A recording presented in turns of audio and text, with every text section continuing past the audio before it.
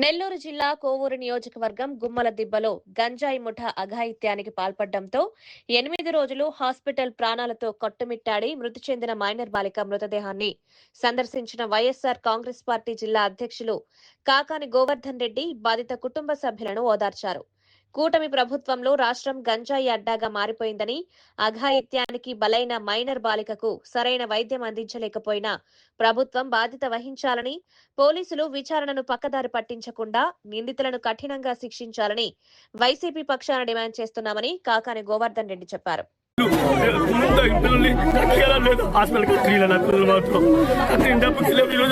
బిడ్డ లేక తీసుకుని సీరియస్ చేసి అప్పుడప్పుడు వాసి పంపించారు. అప్పుడు డాక్టర్ పేరు రాయిలా, హాస్పిటల్ పేరు రాయకుండానే మమ్మల్ని గంట సేపు ఆపేశారు.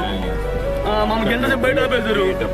ప్రతి ఒక్కటి చేయరా మాకు కత్తించుంది ముందు ఈ రోజు బాబా తిరుగుతున్నాను. ఆ రూపాయలు కిడ్నీ చెడిపోయి ఉంది, మొత్తం లివర్ మొత్తం చెడిపోయి ఉంది. ఎట్లా చేసి ఏ డాక్టర్ చేసి తిట్టారు మమ్మల్ని. ఎట్లా తీసుకొని ఏం చేస్తున్నారు మీరు అంతా? అది డాక్టర్ జరిపించుకోవాలి. మీరు నెల్లూరు మీరు బెల్లి కొండ పెట్టబాకండి, తీసుకెళ్ళిపోమని వీళ్ళు చేర్చి కమ్మగా చేర్చేసి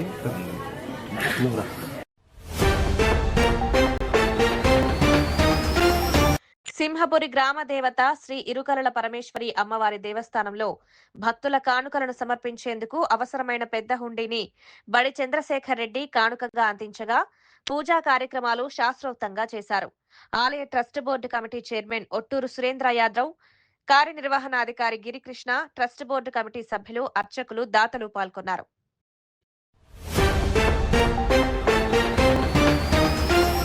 విశాఖపట్నం రైల్వే స్టేషన్లో ప్రయాణికుల సాయం చేస్తూ నేరస్తులపై నిఘా ఉంచుతూ ప్రయాణికుల ప్రశంసలు అందుకుంటున్న రోబో అర్జున్ విధి నిర్వహణలో శభాష్ అనిపించుకుంటోంది.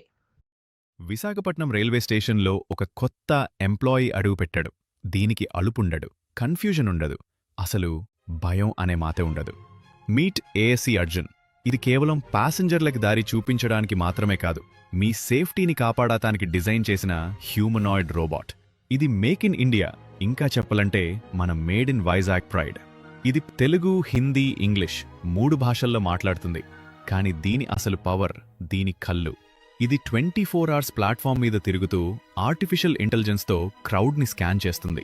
ఎవరైనా క్రిమినల్ కనిపిస్తే ఫేస్ రికగ్నిషన్తో పట్టుకుంటుంది. ఫైర్ లేదా స్మోక్ వాగ వస్తే సెకండ్స్లో ఆర్పీఎఫ్ కంట్రోల్ రూమ్కి అలర్ట్ పంపిస్తుంది. ఇది మనుషులని రీప్లేస్ చేయడానికి రాలేదు, ఆర్పీఎఫ్ పోలీసులకు, ప్యాసింజర్స్లకు తొడుగా ఉండడానికి వచ్చింది. ప్లాట్ఫామ్ మీద గుంపున్నప్పుడు కన్ఫ్యూజన్ సహజం, కానీ ఎమర్జెన్సీలో ప్రతి సెకండ్ విలువైనదే. అర్జున్ చేసే పని చిన్నగా అనిపించచ్చు, కానీ అది సేవ్ చేసేది ప్యాసింజర్స్ సమయాన్ని మాత్రమే కాదు, అవసరమైతే ప్రాణలాని. అర్జున్ మాట్లాడుతాడు, వింటాడు, కడుల్తాడు, ఇంకా నేర్చుకుంటాడు. ఇది మన ఇండియన్ రైల్వేస్ ఫ్యూచర్. ఒక స్టేషన్తో మొదలైంది, రేపు దేశం అంత విస్తరిస్తుంది. వైఎస్ జగన్ సోదరుడు సునీల్ రెడ్డి కుమారుడి వివాహ వేడుకలో హీరోలు సూర్య, కార్తీ పాల్గొన్నారు. ఈ సందర్భంగా వివాహానికి విచ్చేసిన జగన్ మోహన్ రెడ్డి హీరోలు సూర్య, కార్తీలను ఆప్యాయంగా పరిగణించారు. జగన్తో హీరో సూర్యకు చాలా కాలంగా స్నేహంతో పాటు వారి కుటుంబాల మధ్య కూడా సన్నిహిత సంబంధాలు ఉండడం తెలిసిందే.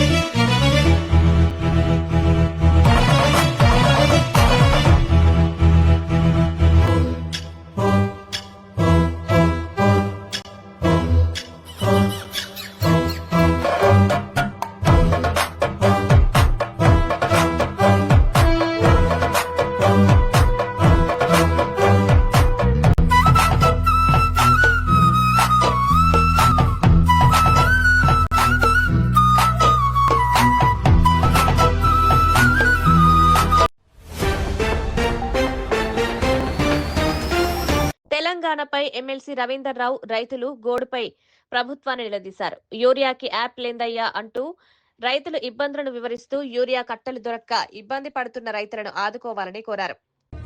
వ్యవసాయ విధానానికి సంబంధించి చాలా ప్రయత్నాలు చేసింది అధ్యక్ష.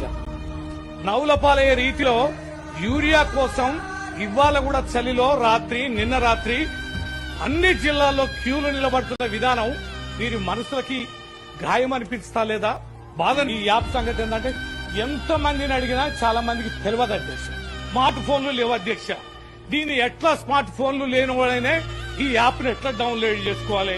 చాలా చోట్ల ఇంటర్నెట్ కనెక్టివిటీ లేదు.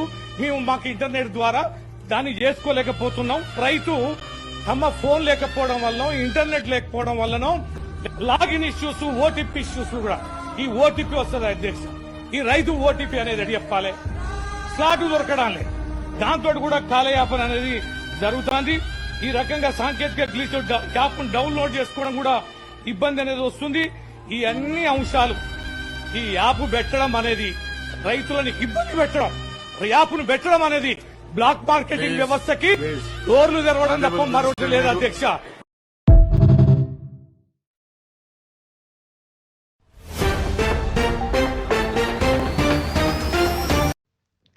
ప్రైవేట్ సంస్థల్లో ఉద్యోగుల పట్ల యజమానులు చిన్నచూపు చూస్తారనే భావనకు చెక్ పెడుతూ చెన్నైలో ఐశ్వర్య గోల్డ్ షాప్ యజమాని తన మహిళా ఉద్యోగి గర్భవతిని తెలుసుకుని ఇలా సీమంతం చేసి మంచి మనసు చాటుకున్నారు.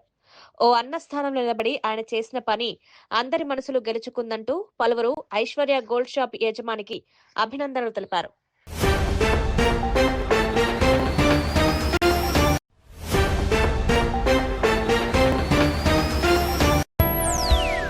ఇది వాటి బులెటిన్. మరొక బులెటిన్లో మళ్ళీ కలుద్దాం. అంతవరకు సెలవు, నమస్కారం. మేము చేసే వీడియోస్ మీకు నచ్చినట్లయితే లైక్ చేయండి. అలాగే మరిన్ని ఇంట్రెస్టింగ్ అప్డేట్స్ కోసం మా STV తెలుగు ఛానల్ ని సబ్స్క్రైబ్